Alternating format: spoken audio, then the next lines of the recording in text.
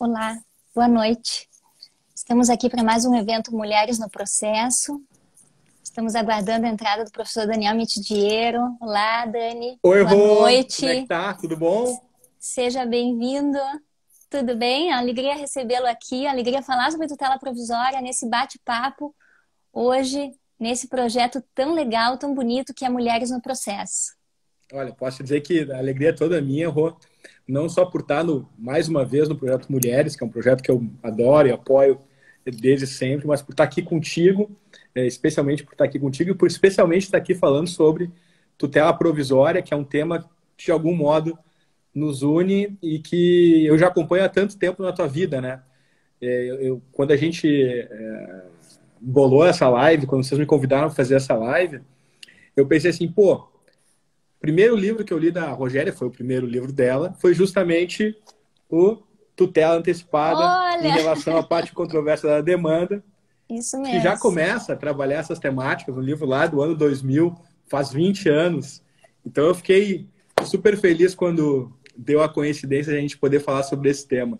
E, aliás, parabéns pelo livro, porque eu fui olhar o Tutela Antecipada da parte em controvérsia e é de uma atualidade enorme, né? Existe uma coerência muito grande entre ele e o tutela provisória, a tutela da evidência.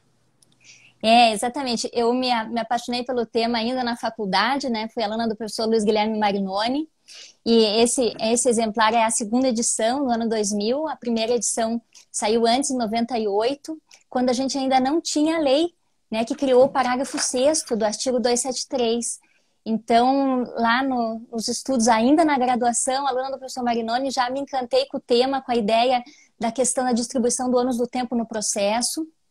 Esse sempre foi meu foco de estudo, então. E eu lembro que eu estava no dia da formatura, meus colegas preparando um evento no teatro, e eu estava fazendo o teste de seleção para o mestrado, porque eu já estava com esse foco de estudar, de pesquisar essa questão do tempo dentro do processo. Então, o professor Marinoni trabalhava muito nisso na época, para que houvesse isso se transformasse em lei, o que de fato aconteceu daí no ano de 2002, com aquela reforma, a gente passou a ter o parágrafo 6º do 273, e hoje a gente tem esse tema contemplado no 356 do Código, né, na decisão parcial de mérito, porque naquela época, é importante lembrar, né, Dani, naquela época não era possível a cisão da sentença em dois momentos no processo. Então, o sistema processual do Código 73 não admitia isso. Então, o que era possível era resolver essa situação daquele pedido já incontroverso através da tutela antecipada. Mas nós sempre dizíamos, o professor Marinoni, que iniciou esse estudo, e os processualistas que assim estudavam, de que se tratava de cognição exauriente, apesar de tutela antecipada, né? Porque já estava ali a situação madura para julgamento. Hoje, felizmente, o Código de 2015 adota, então, essa decisão parcial de mérito e resolve o problema que, na época, o legislador procurou resolver dessa forma. E essa já era a tua opinião naquela época, né? Pô, é de 90. Eu te jurava que era de 2000, Rogério. Agora tu vê. É, Eu cometi logo eu cometendo esse pecado, né? Porque eu, é, eu, eu tô com uma obsessão pelas datas originais dos trabalhos, né? Eu tenho feito uma cruzada sobre isso. E logo eu fiz essa injustiça. Fui procurar aqui. Pô, mas tá, já anotei aqui. Ó, tava mas esse antes é o, aqui, ó. mas esse é o mérito da segunda edição, porque foi quando surgiu a lei, né? Aliás, surgiu a lei, daí a gente fez uma outra edição, mas o livro é de antes disso. Pois é, Que legal. muito bom. Pois é, eu te confesso que eu gostei muito desse livro. E esse livro, de certo modo, ele desenvolve, eu acho que foi legal tu falar no Marinoni, porque ele desenvolve uma tradição de estudos, né, sobre, por assim dizer, o manejo do ônus do tempo no processo, o manejo do peso do tempo no processo, despregado da ideia de urgência, né? Porque a gente trabalhou muito a partir do Calamandrei, recepcionado no Brasil pelo professor Galeno, pelo professor Ovídio, a ideia de tutela de urgência, né? E aí depois o professor Ovídio vai fazer aquela cruzada que vai resultar no 273, para separar a tutela cautelar de antecipação de tutela. O Marinoni também toma esse como seu primeiro filão de estudos, porque, enfim, o Marinoni tem 20 filões de estudos, mas toma esse como primeiro, então é da primeira safra. E aí, então, a ideia de que a tutela, de que é preciso pensar no tempo do processo, para além da urgência, acaba aparecendo nesse teu primeiro livro, e acho que não por acaso acaba aparecendo também na tua tese, né? Porque ao fim e ao cabo, de maneira um pouquinho diferente, a gente está falando de distribuição do tempo do processo, mas já não mais pela linha italiana, por assim dizer, mas por uma outra linha. Aliás, eu gostei, assim, de perceber que tu faz uma ampla pesquisa na França aqui, né? Aliás, deixa eu mostrar aqui, né, Rô? Deixa eu mostrar. Tutela da evidência, probabilidade, defesa frágil e o dever de antecipar o tempo. Um baita livro publicado agora esse ano, na coleção Novo Processo Civil, que acho que é um livro que todos devem ler para compreender essa temática. Então, eu acho que é legal também ressaltar um pouco essa virada que tu deu, né, Rô?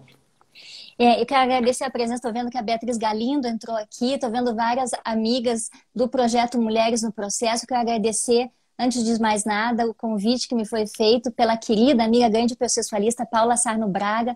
Muito obrigada, o projeto é muito legal e permite justamente a inclusão das mulheres no processo, as ações afirmativas, que a gente espera que no futuro não precise mais, né? Mas enquanto há essa necessidade, o projeto desempenha um papel bem legal. Mas então, voltando... Não, para aí. Então espera aí, Roda. Agora eu vou te interromper.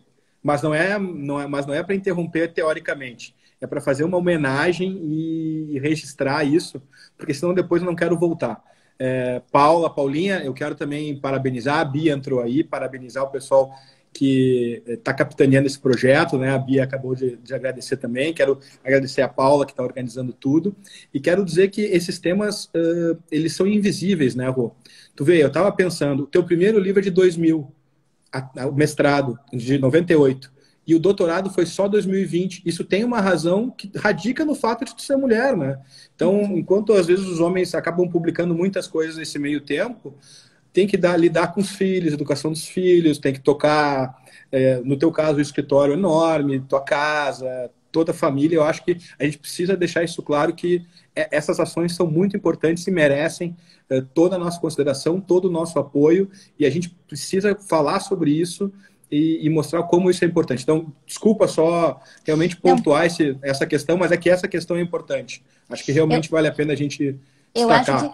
Eu acho que isso é muito legal a gente tratar aqui também, nessa live, a possibilidade de conciliar o trabalho profissional, o trabalho acadêmico e a vida, né, das mulheres, que exige também dedicação aos filhos, à família. E no meu caso específico, esses anos que mediaram entre o mestrado e o doutorado foram justamente porque eu tinha uma intensidade de advocacia tão grande, o escritório. Na época que eu me formei, meu pai, que era dono do escritório, teve uma separação de 2 sócios. Então nós vivemos ali uma transformação grande no escritório e eu me dediquei de corpo e alma à advocacia. Tive meus filhos logo em seguida, e daí logo depois a advocacia me trouxe de volta, me mandou de volta para a academia, porque eu assumi a coordenação da Escola Superior de Advocacia no Paraná. Isso fez com que eu voltasse, então, sempre escrevia, né? Nunca deixei de escrever, mas não tinha assim mais esse convívio acadêmico. Daí voltei a ter, então a advocacia de uma certa forma me tirou e me trouxe de volta à academia, que é uma grande alegria. Então essa forma da gente conseguir conciliar, claro, tudo a seu tempo, né? Mas a gente nunca deixar daquilo que a gente gosta de fazer, aquilo que a gente ama fazer, que é estudar o processo civil. Na advocacia também a gente vive a necessidade, então, de ter um processo civil mais efetivo, né? Então tem muita ligação, acho que a minha atuação profissional com a minha vontade de estudar o processo civil. E com o próprio tema da tutela provisória, né? Acho que agora fica bem claro também o porquê das eleições dos teus temas, que são temas do dia a dia, né? Temas que não são elucubrações, são temas de quem realmente conhece a realidade do processo.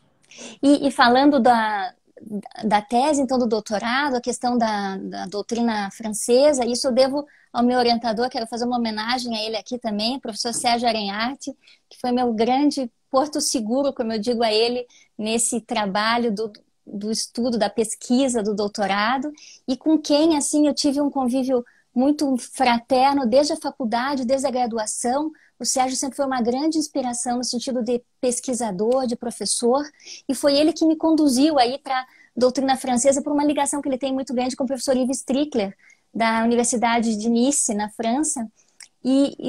Gostaria de lembrar, Daniel, que não é por acaso que a gente está nessa live, lembrar de um momento importante assim, da nossa convivência. Anos atrás, quando eu estava, então, iniciando o doutorado, houve um evento bem importante no Rio de Janeiro, que foi um congresso organizado pelo Antônio do Passo Cabral, com vários professores da França, dentre eles o professor Yves Strickler, que eu tinha muito interesse na pesquisa dele justamente por causa do référé provision, da tutela de evidência na França, e ele viria junto com o Louis Cadier, com vários outros professores nesse evento no Rio de Janeiro. Eu pensei, bom, eu vou estar lá, né? Não tenho como faltar um evento desse. E aí naquela semana foi marcado um evento na ESA, que eu coordenava na época aqui na OAB Paraná, e eu não podia faltar. E eu não conseguia estar nos dois lugares ao mesmo tempo. Eu lembro que eu fiquei tão preocupada. E aí o que eu fiz? Tinha um estagiário do meu escritório, eu falei, olha, você vai lá, você grava todas as palestras e nós vamos transcrever depois para eu poder acompanhar o evento, o seminário. E aí tive que pedir autorização para o Cabral, que achou uma coisa muito esquisita de tinha um cara lá gravando tudo que estava acontecendo. Então foi um momento muito legal e foi bem importante. Eu lembro, tenho até hoje essa palestra que você deu justamente dessa transição que a gente vive, esses diálogos, como você chamou, da doutrina italiana com a doutrina brasileira e da doutrina francesa, então com a doutrina brasileira agora nessa questão da tutela provisória. Eu queria que você falasse um pouquinho sobre isso, então. Você chamou, então, essa passagem do processo cautelar para a técnica antecipatória, dizendo respeito à questão da doutrina italiana, e da doutrina francesa você mencionou a passagem da urgência da tutela, a igualdade na distribuição do tempo no processo. Fala um pouco para a gente sobre isso. Esse eu acho que é o nosso ponto de encontro, né, Rô? Porque naquela época eu também estava eu estava interessado nesses temas, né? Porque o meu livro sobre antecipação de tutela foi um livro publicado em 2013, 2012. Acho que foi mais ou menos nessa altura, né, Rô? Que a gente estava lá nesse congresso. Não sei se foi um pouco depois, enfim. Agora me foge. Eu tenho ele aqui. Já ia puxar. Não, deixa ele aí. Deixa ele aí. Mas o fato é que eu acho que esses dois pontos acabaram nos unindo. Porque na Itália não deu certo essa ideia de antecipar a tutela, de ser uma técnica antecipatória, ou como eles chamam, né, um provvedimento cautelar sem urgência. Isso não acabou não dando certo na Itália por algumas razões. Até mesmo porque lá na Itália tinha muito forte a ideia de instrumentalidade da tutela cautelar, então ficava um pouco difícil compreender, sair um pouquinho do esquema da urgência, né? Quando a gente começa a olhar para a França e para outras experiências, a gente percebe que o référé, ele nada mais é, como sabe melhor do que eu, do que uma antecipação, um módulo antecipado em que eu posso regular provisoriamente uma determinada situação. No caso aqui, com base na evidência, né? Référé provision. E eu acho que esse acento é um acento muito importante. É um acento que ele aparece lá no vídeo, aparece no Marinoni, aparece no Fuchs, mas eles sempre apareceram de maneira lateral.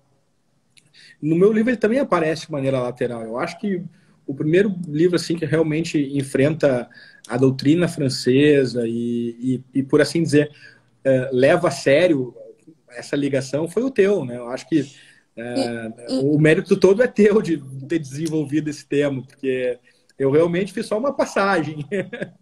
Na verdade, eu lembro muito de um evento do interior do Paraná, uma aula que você deu também a convite da OAB aqui do Paraná, na época da ESA, e no trajeto a gente estava com o motorista da ordem, com alguns professores e tal, e no trajeto eu comentei com você sobre essa ideia da minha pesquisa que eu estava estudando, e você falou assim, tem que estudar Cécile Chanet. Você tem que ir atrás Exato. do livro dela e tal. E aí começou a minha pesquisa realmente na doutrina francesa. Depois, com várias orientações do Sérgio, também eu fui atrás daquilo que estava sendo feito e descobri como é importante a tutela da evidência na França, inclusive para evitar o que eles chamam da jurisdição de fundo, né, que seria justamente a tutela definitiva. Como muitas vezes a concessão da tutela da evidência resolve o problema e evita que as partes continuem a litigar. Importante abrir um parênteses aqui, porque a jurisdição na França, em relação à questão do référé, existe um sistema próprio apenas para essa tutela de urgência ou de evidência. Então, seria o référé ou o référé provision. Existe um juiz específico, com atribuições específicas só para essa tutela provisória. E aí, se a parte, então, quer, ela pode suscitar a tutela definitiva através da chamada jurisdição de fundo. Em inúmeros casos, as partes se contentam com essa decisão provisória. E aí a doutrina francesa destaca que só vai para a jurisdição de fundo aquele que tem convicção de que tem razão. Isso evita também aquela litigância de má-fé.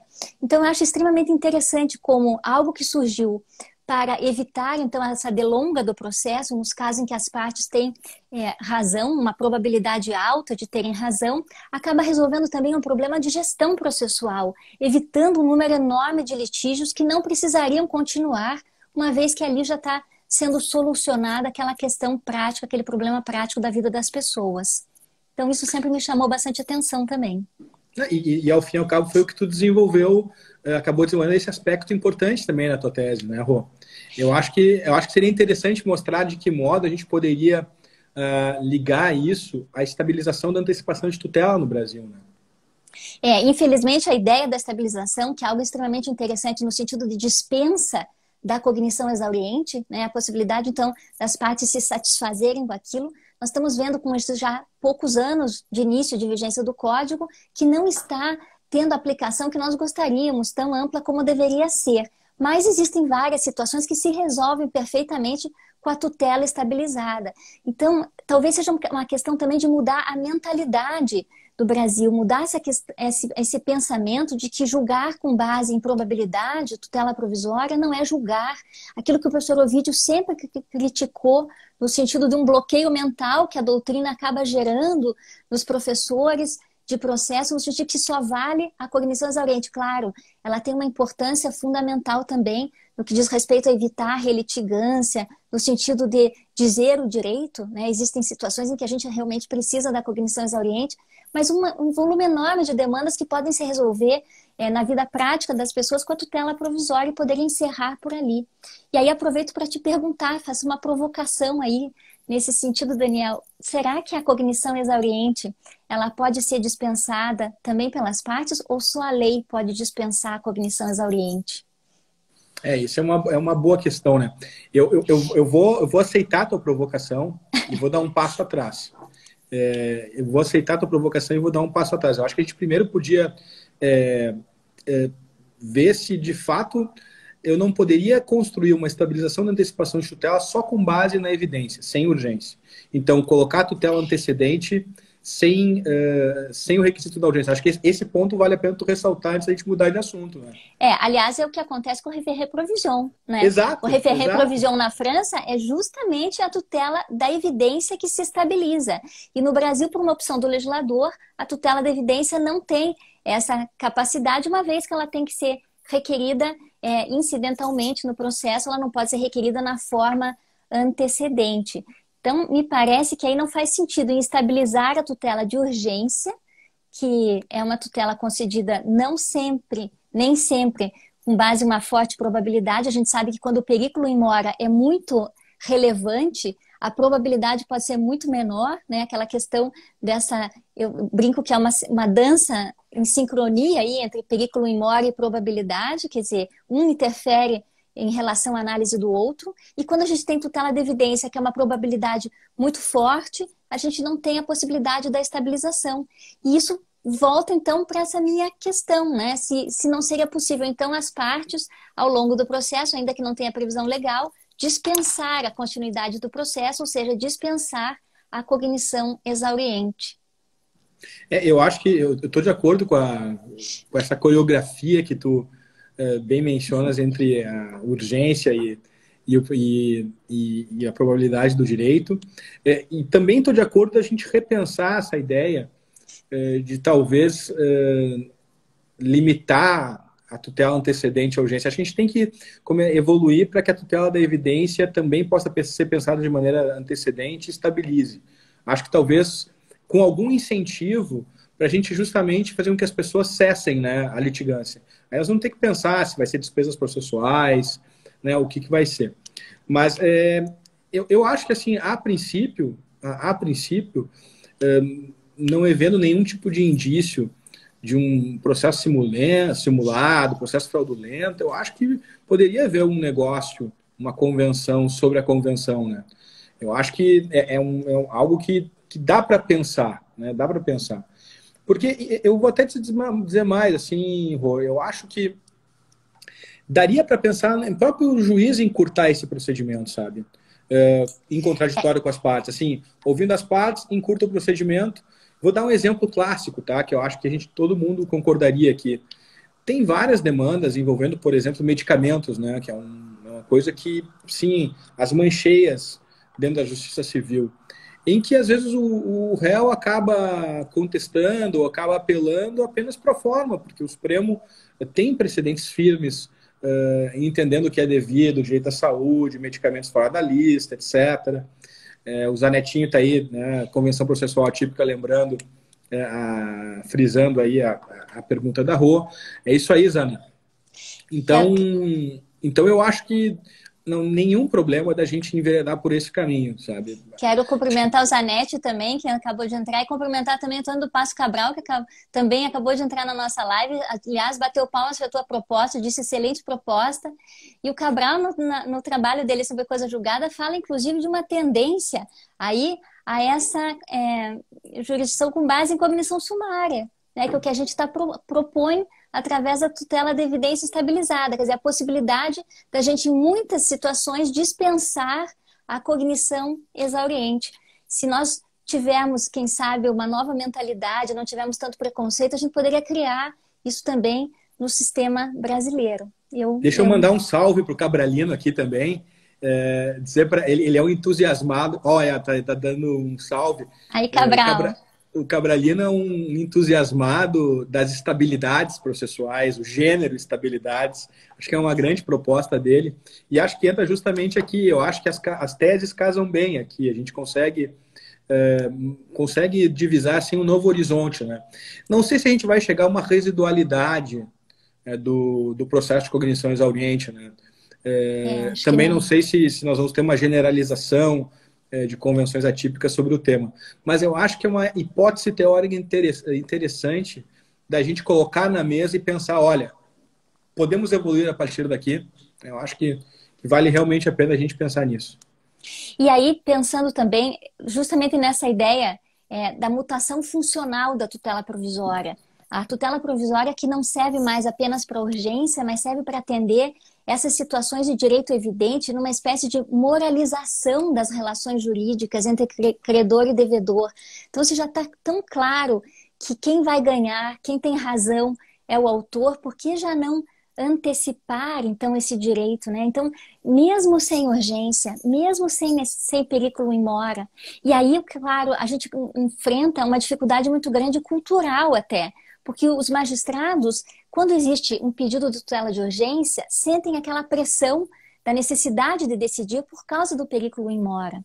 No caso da tutela de evidência, como não há essa pressão, essa urgência, a tendência, lamentavelmente, é deixar para depois. O que não acontece na França, porque o juízo é específico do référé. Ele está ali só para isso. Então, ele não tem como dizer, não, deixa que eu decido isso na sentença. E no Brasil vai acontecendo isso.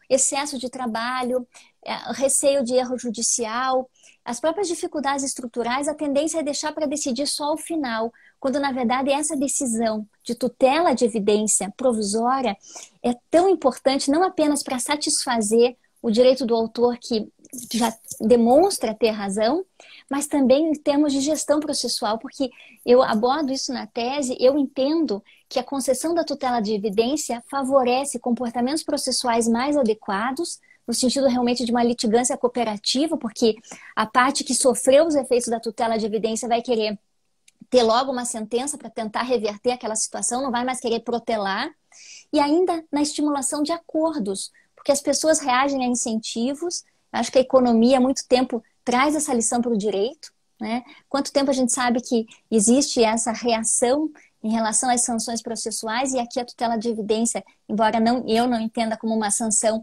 é um incentivo, me parece, para que haja uma composição, uma solução consensual, porque desaparece aquela simetria de informação, Dani. Me parece que quando existe uma decisão baseada em tutela de evidência, já fica claro para as partes que a posição do judiciário, pelo menos naquele momento, é favorável a uma das partes, ali no caso ao autor, e, portanto, desaparece aquele otimismo exagerado, às vezes, da parte que pensa, não, eu vou ganhar, e passa a ter uma convergência em relação ao possível desfecho do processo. E isso auxilia, me parece, em toda a gestão de casos, na gestão processual como um todo. Me parece isso bem importante. Se nós tivéssemos mais decisões concedendo tutela de evidência, eu acho que a gente resolveria muitos processos por acordos. Sabe que isso que tu está lembrando, Rô, eu acho que tem duas coisas super legais para a gente pontuar. A primeira delas é uma velha observação do professor Ovídio, que dizia o seguinte: olha, o processo vê o autor sempre com desconfiança. O processo vê o autor com desconfiança porque ele é um revolucionário, ele quer mudar o status quo. Né? E quem quer mudar o status quo normalmente é uma pessoa perigosa. Então faz de conta que mantendo o status quo a gente não está decidindo. Mas na verdade, quando eu mantenho o status quo, eu estou decidindo. Porque no processo, tudo que eu nego para uma parte, eu dou para outra. Esse é o ponto fundamental. Né? E acho que a percepção de que a técnica antecipatória ela visa distribuir o ônus do tempo do processo. E o que eu concedo e nego para uma parte, eu estou concedendo e negando para outra, é algo que às vezes a gente não tem muito claro. E na minha avaliação a gente não tem muito claro porque nós herdamos uma teoria do processo cautelar que via o provimento cautelar como um provimento meramente processual. Il processo sul processo. Então, realmente parecia que não tinha nenhum efeito, né, na vida das pessoas. Mas tem, né, é uma decisão que incide sobre a vida das pessoas. Então, o primeiro ponto, acho que lembrar, o professor, o vídeo aqui, vale a pena.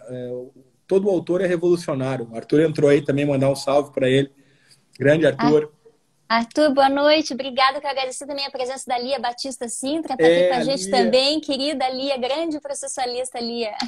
Falei Cristina na Mota, Lia. Querida amiga dos eventos Mulheres no Processo. Cris, bem-vinda.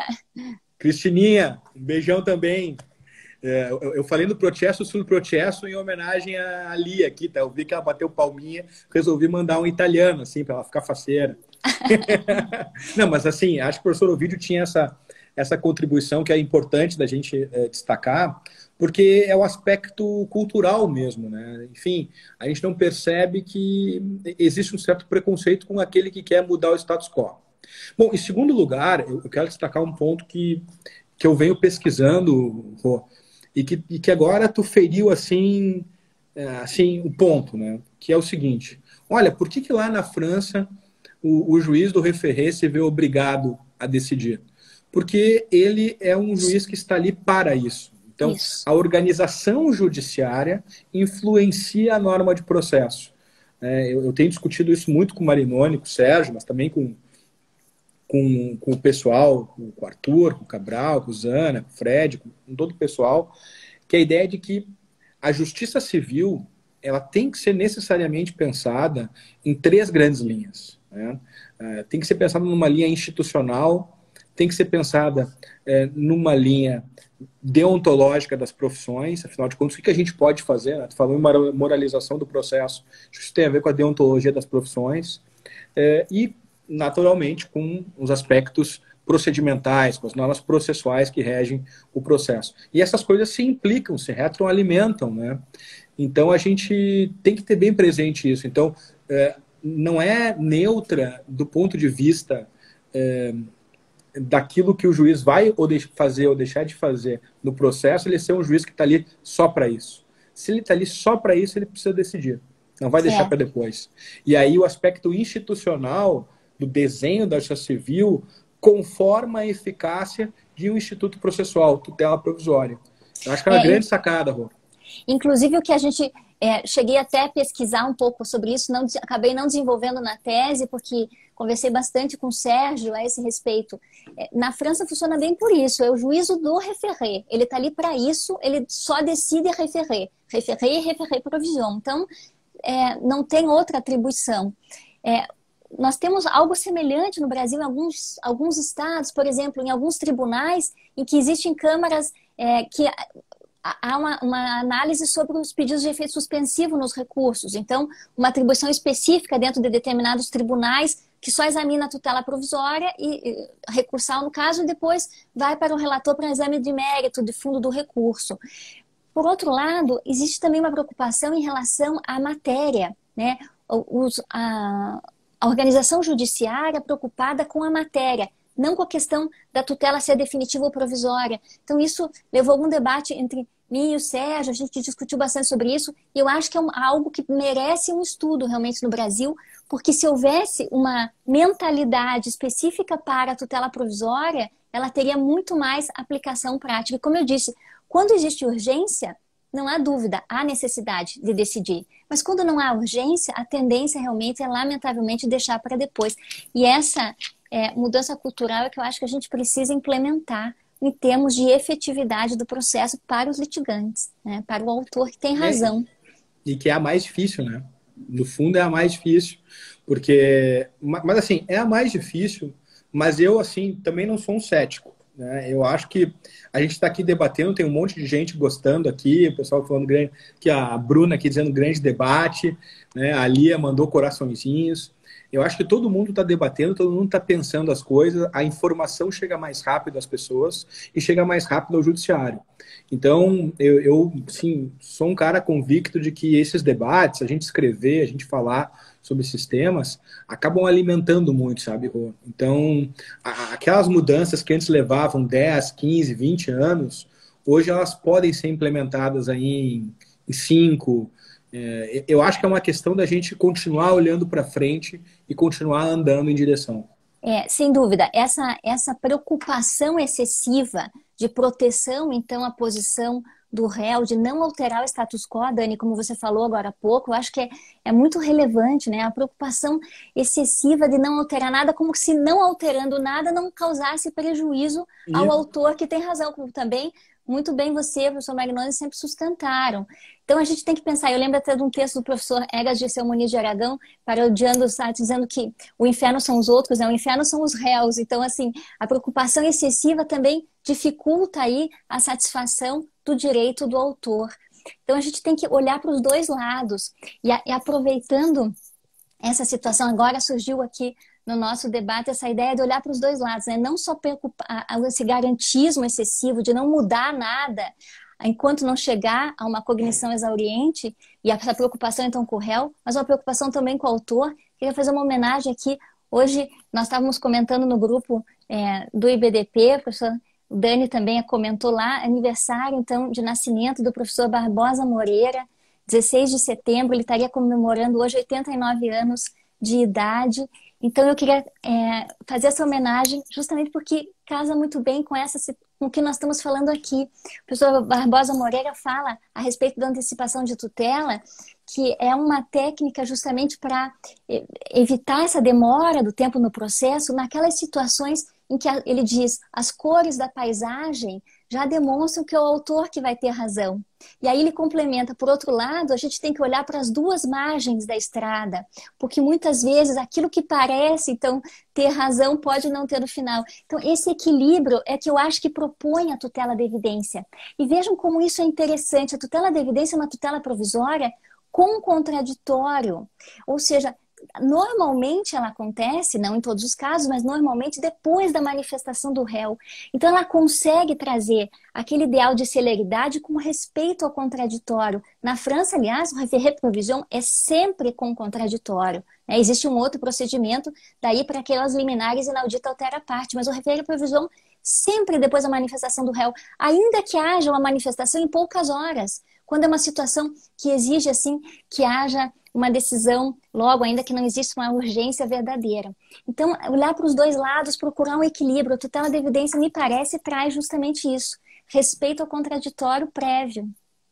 Eu também acho. Deixa eu me associar aqui à justa homenagem que tu fez ao professor Barbosa Moreira. Eu também, nosso grupo lá, a gente celebrou hoje, que seria o nascimento do professor Barbosa Moreira. Um super gigante processualista, e também destacar que, além de tudo, né, a Rogéria ainda é secretária-geral do nosso Instituto Brasileiro de Direito Processual, é uma super secretária-geral. Secretária-geral é um super cargo, né? Na verdade, quem leva o Instituto nas costas é o Rogério, o professor Paulo Ducon, né, naturalmente, nosso grande presidente, não estou desmerecendo, mas a Secretaria-Geral demanda bastante o trabalho, né? Então, realmente, eu acho que é importante destacar aqui o trabalho da Rogéria e destacar o trabalho do professor Barbosa Moreira, que muito engrandeceu o nosso processo, não só para o consumo interno, né, mas também para a imagem do processo civil no Brasil e no exterior. Ele era um gigante. É impressionante como a gente convive por aí e quando o pessoal sabe que a gente é do Brasil, né, o pessoal sabe que a gente é do Brasil, sempre se pergunta, saudade do professor Barbosa Moreira, conhecesse o Barbosa Moreira, enfim, e é sempre legal da gente ter essa referência boa, né? Dele e da Ada, fazia uma super dupla, né? Super dupla do processo civil brasileiro no estrangeiro. O professor Arruda Alvim também fez isso muito com a Alemanha e depois acabou não fazendo muito mais. Eu perguntei até para Didi esses tempos por que ele não fez, é escritório, né? Tocar a vida no escritório, tocar a vida por aqui acaba gerando muito. Mas deixa eu pegar uma referência não tão nobre, ou enquanto tu falava, eu sempre brinco quando eu brincava, né? Agora não brinco mais. Quando eu dava aula sobre tutela provisória, até um certo momento, eu brincava que a tutela da evidência é que nem aquela música daquela banda Metrô, que é uma banda da década de 80, que fez uma música, um sucesso, né? Que do balanço das horas tudo pode mudar.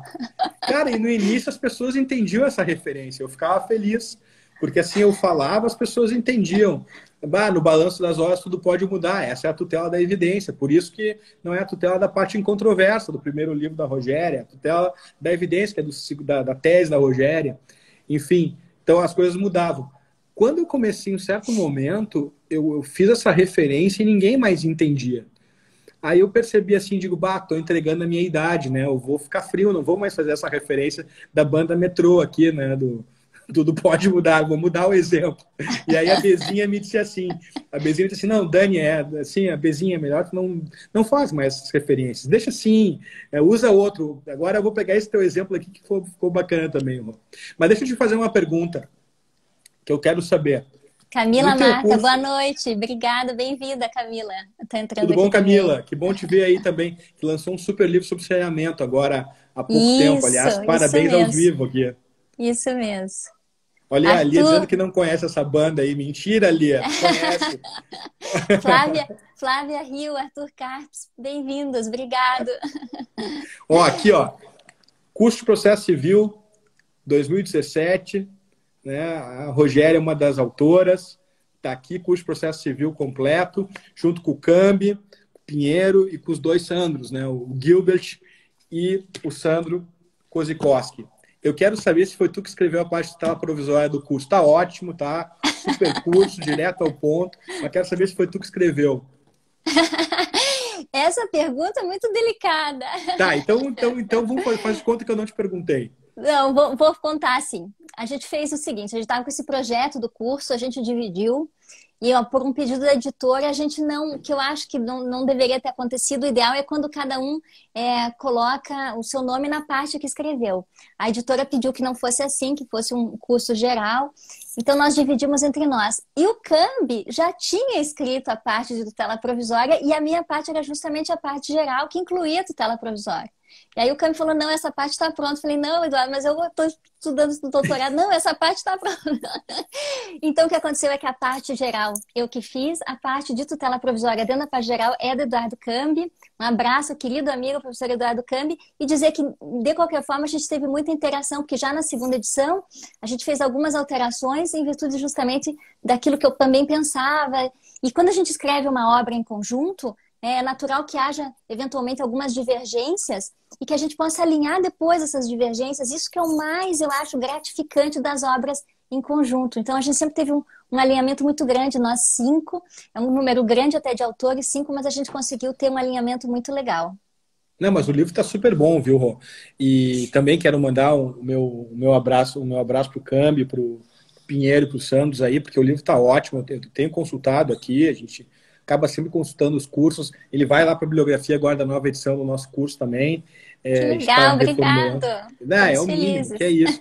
Pô, eu vi que o Punch entrou aqui, o nosso querido Verbic, um abração, Pedrinho Miranda. Pedro Nogueira também, um abração para todo mundo aí, pessoal.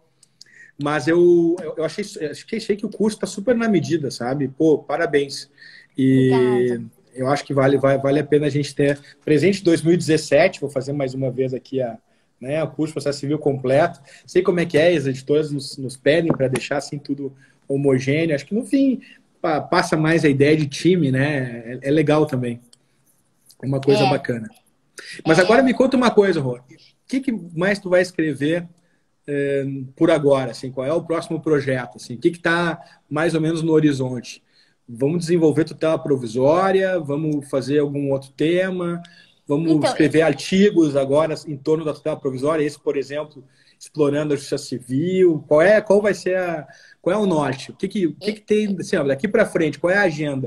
eu tenho interesse de ainda pesquisar e explorar um pouco essa questão do como a tutela de evidência, tutela provisória, tutela de evidência especificamente, pode auxiliar na gestão de processos como um todo, essa questão de gerar condutas mais adequadas, a coisa, acho que eu vou procurar pesquisar um pouco mais sobre isso. Isso é um assunto que me interessa muito, também por causa da minha relação forte com a advocacia. Então, esse é um tema de meu estudo, assim.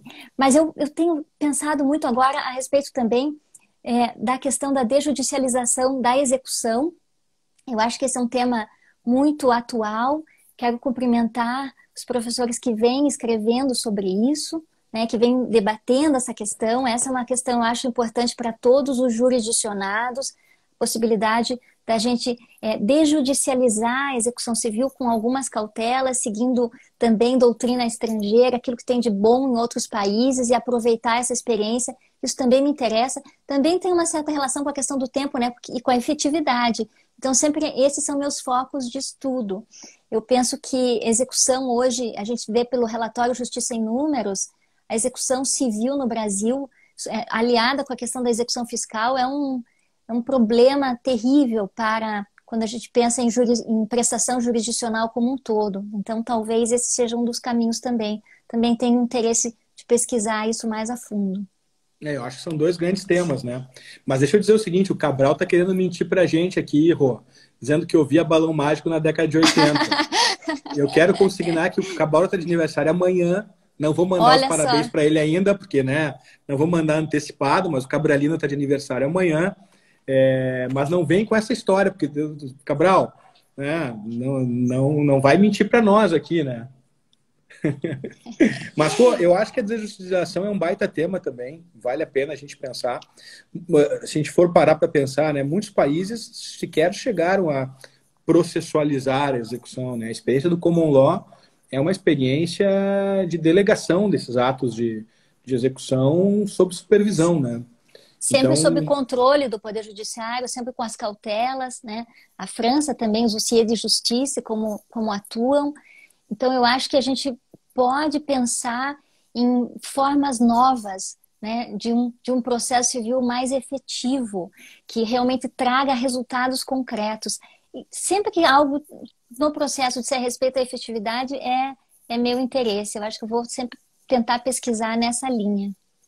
e essa é uma tônica aí, né, assim, pegando um pouquinho, assim, a brasa, se eu pudesse reconstruir, assim, a história do processo, a gente tem várias maneiras, assim, de pensar o processo civil a partir de focos de interesse de diferentes professores que acabaram ajudando a construir, professores e professoras que acabaram ajudando a construir o processo, né? E eu não tenho dúvida que um dos focos grandes aí do Paraná sem dúvida alguma, a ideia de efetividade do processo. E eu acho que está desenvolvendo muito bem isso, né? E aliando, por assim dizer, esses dias eu estava conversando com o Marinoni e com o Sérgio sobre a vida, né? Sobre, sim, futuro, né? Pró-futuro. Como é que as coisas estão andando. E é interessante porque o Serginho ele acabou desenvolvendo muito, assim, a ponto de gerar assim, um filão muito próprio da ideia de panprocessualidade, de gestão Isso. de processos, de organização mais eficiente dos recursos humanos, né? Que, de certo modo, é um filão diferente do filão da efetividade do processo que o Marinoni sempre procurou implementar. Diferente, mas que se complementam, né? Eu acho que realmente vale a pena buscar esses dois caminhos de algum modo, fazer com que essas linhas se encontrem em algum momento. Eu acho que é muito próprio da produção. Não vou dizer de vocês aí, porque eu também me sinto aí, mas é uma produção própria assim desse movimento, desse momento histórico aí do Paraná, né? E é uma coisa interessante quando a gente pensa assim, na efetividade em termos dos litigantes em si e a preocupação com uma gestão processual. um dos pontos da minha tese é a ideia de que Ovenda, na Itália, para justificar a execução provisória das sentenças, na época em que não havia possibilidade, então, dessa eficácia, né? Então, a execução provisória lá era justificada porque Ovenda, antes da decisão da Corte de Cassação, justamente na raridade das reformas, ou seja, aquelas circunstâncias em que havia tão poucas decisões reformando aquela decisão que ainda não transitava, ainda estava sujeita à Corte de Cassação, que se justificava, e aí, claro, que Ovenda pensa na questão do Estado, na questão da jurisdição, da gestão geral dos processos, se justificava para o interesse, então, do comércio e tal, que já houvesse, então, essa execução provisória, essa eficácia imediata naquele momento. Então, a questão da efetividade tem justamente, eu acho, esses dois focos, né? O interesse do próprio autor que litiga e o interesse também em termos de gestão dos processos como um todo. E aí, trazendo essa ideia de que Ovenda, ele dizia que a execução provisória, então, poderia acontecer a prestação jurisdicional com base não em tudo que pode acontecer, né, mas naquilo que normalmente acontece. Então, essa ideia, então, da experiência como algo a mais, claro que a tutela provisória é baseada na probabilidade, né, mas baseada também com um elemento a mais para incentivar, então, a concessão da tutela provisória, aquilo que normalmente acontece. Eu acho que a gente deve pensar assim. E os juízes, na verdade, quando aplicam a tutela provisória no Brasil, a tendência é pensar, não, o autor pode ter razão, mas eu não terminei a instrução ainda, então pode não ter. Então, baseando em tudo que pode acontecer, é melhor não conceder a tutela. E aí eu acho que é um erro. Então, a gente deve pensar também naquilo que normalmente acontece para favorecer aí a tutela da evidência. Sabe que eu acho que tu mencionaste agora um ponto bem importante, conceitual, né, Rô? Que vale a pena a gente frisar quando a gente fala em tutela provisória ou quando a gente vai raciocinar em termos de tutela jurisdicional em geral, que são os conceitos de probabilidade, verossimilhança e possibilidade. Né? São três conceitos diferentes, tu aborda bem esses conceitos no teu tutela da evidência, mas acho que vale a pena a gente frisar, né? Olha, a probabilidade ela tem a ver com um fato específico que está sendo debatido no processo. Né? A existência de razões no processo para que eu tome como verdadeira aquela alegação, desde o ponto de vista do suporte probatório que ela pode ter, a famosa probabilidade lógica. Então tem a ver com um fato específico no processo. Isso. É o que legitima a tutela da evidência, legitima a tutela de urgência. Bom, depois eu tenho um outro conceito de verossimilhança. Né? Claro que no clássico ensaio do Calamandrei esses dois conceitos estavam confusos, né? Isso, e assim foram lá no Código 63. Mas vamos agora usar o conceito de verossimilhança como a ideia de normalidade, o juízo de normalidade. Bom, aquilo que normalmente acontece. Com base na experiência. Com base na experiência. É máxima de experiência. Aquilo que normalmente acontece pode não ter acontecido no caso concreto, mas certamente é um elemento que eu devo levar em consideração quando eu for raciocinar diante apenas daquilo que é possível, né? Porque, assim, muita coisa é possível, né? Agora, algumas coisas são possíveis, mas não são prováveis. Algumas coisas são possíveis, mas não acontecem sempre. E se eu só for pensar com aquilo que é possível, como às vezes, de uma maneira mais simples, a gente pensa, a gente vai perder boas oportunidades de fazer o quê? De efetivar os direitos e prestar tutela adequada aos direitos. Então, acho que são pontos bem importantes da tua tese que valem a pena aqui a gente salientar quando a gente fala sobre esse tema. Para propiciar realmente uma justa distribuição, né, do tempo no processo. Então, é um elemento a mais, me parece, com base nas máximas de experiência, e principalmente para romper esse preconceito de que eu não posso decidir antes da cognição exauriente, que a gente volta sempre para esse mesmo problema, que me parece um problema cultural. E aí, tem um texto muito legal também do professor Dinamarco, quando surgiu o novo código, né, logo no início, dizendo que a gente precisa ter uma tríplice argamassa para que as reformas processuais surtam efeito. Então, a gente precisa ter uma mudança estrutural, a gente precisa ter boas leis, mas a gente precisa ter também posturas novas, vontade de adotar novas posições. Então, se a gente tem uma lei nova, a gente tem agora mudanças importantes em relação à tutela provisória, não apenas mais baseada na urgência, mas baseada também na evidência, por que não, então, abrir o caminho para essas ideias novas, romper um pouco com esse passado, né? A gente fica só com os olhos de antes e aí a gente acaba não aproveitando os elementos tão importantes que a nova lei traz. Exatamente. Pô, onde é que eu assino? É isso mesmo, nós estamos já assim caminhando para o finalzinho da live, passou tão rápido, a gente nem vê o tempo passar, né? Eu queria te perguntar, então, acho que essa questão da probabilidade é algo importante. Eu queria te ouvir, Dani, sobre essa questão em relação à substituição no código daquelas expressões em relação à tutela provisória, as expressões de prova inequívoca, verossimilhança por probabilidade. Eu sei que você tem uma pesquisa muito voltada à questão da busca da verdade no processo, com o professor Tarufo. Eu queria te ouvir um pouquinho a respeito dessa probabilidade, então, da tutela provisória. Pois é, Rui, eu acho que isso é bom, a gente está juntos nessa, né? Estamos juntos nessa.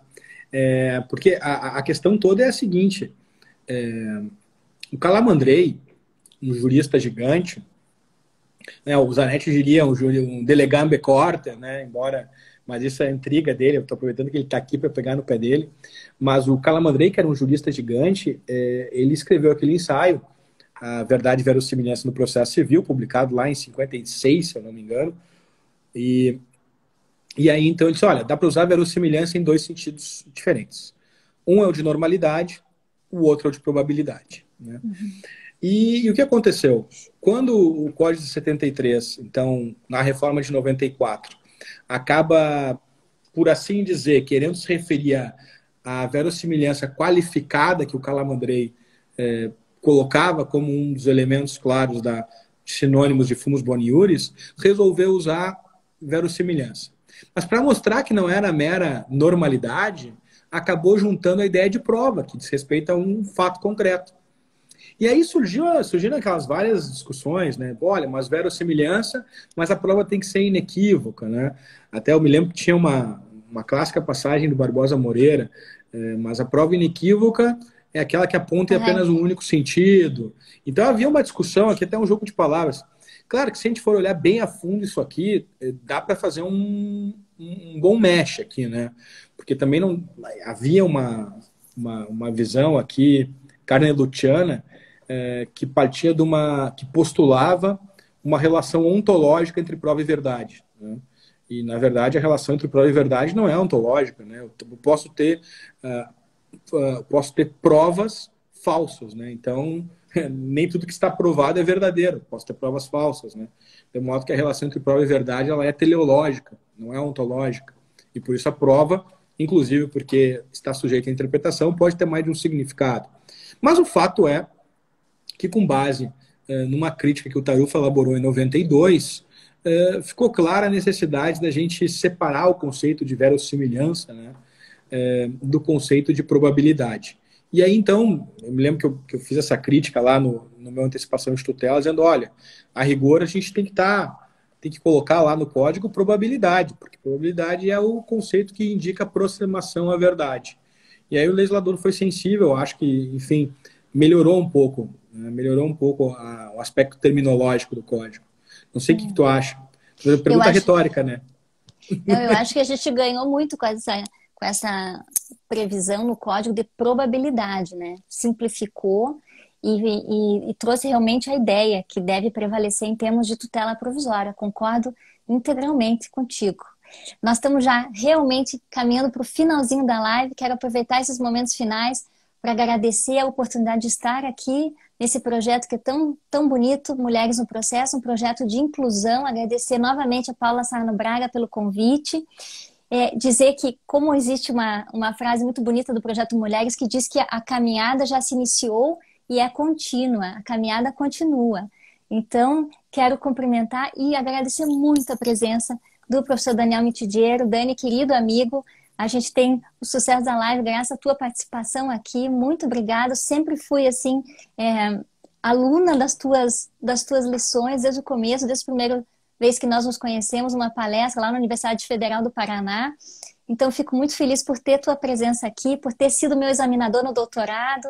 Me trouxe muita alegria. Obrigado mesmo. E quero aproveitar para divulgar. O Dani acabou de lançar um livro espetacular, a importância da gente lembrar aqueles que já se foram, mas que contribuíram muito para o direito.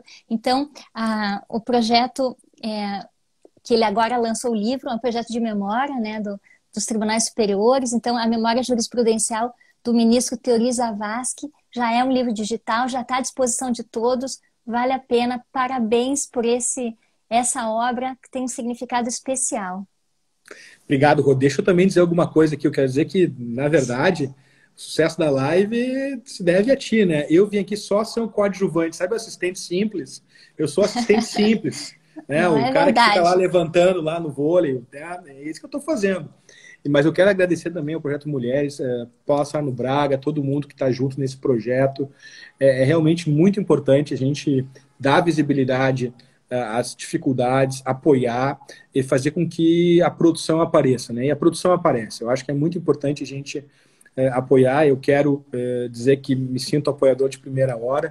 Sempre que solicitado, vou estar aqui para bater palma, torcer junto, para participar e dizer que ter participado contigo ainda e nesse tema é ainda mais especial. Muito obrigado. Obrigada.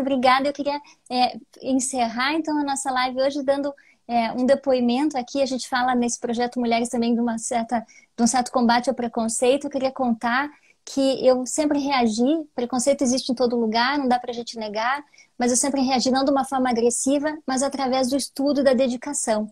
Eu acho que em qualquer reunião de trabalho, em qualquer situação de academia, se você estuda e conhece a matéria, você ganha o cliente, você conquista o espaço na academia, você pode produzir, publicar.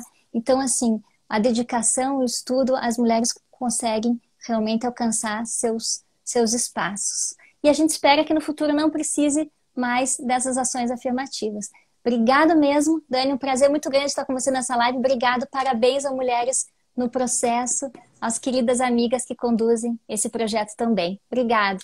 Beijo, gente. Obrigadão. Beijão. Até mais. Boa noite. Tchau, tchau. Tchau, tchau.